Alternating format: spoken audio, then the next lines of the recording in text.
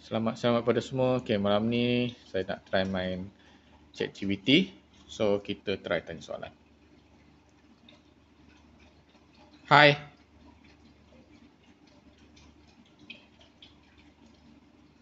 Boleh tak ceritakan kisah seram yang paling menyeramkan dan paling terkenal di Putrajaya? Tentu, salah satu cerita seram yang terkenal di Putrajaya adalah mengenai bangunan kementerian yang dikatakan berhantu. Kononnya, ada beberapa pekerja yang pernah melihat kelibat misteri atau mendengar bunyi aneh di waktu malam.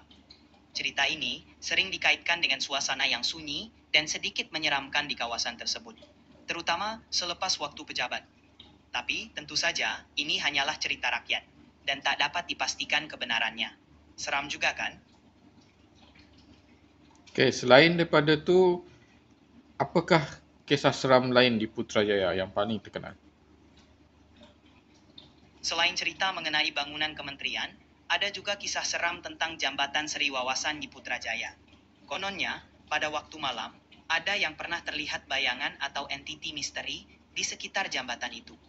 Ada juga cerita tentang seorang wanita yang dikatakan sering muncul di sekitar kawasan Tasik pada waktu malam. Cerita-cerita ini biasanya diceritakan dari mulut ke mulut dan menjadi sebahagian daripada folklore tempatan. Walaupun menakutkan, ini semua hanyalah cerita rakyat. Oh, macam tu. Okey. Okey, terima kasih. Sama-sama. Kalau ada lagi cerita seram atau apa-apa yang ingin dikongsi, jangan segan-segan ya.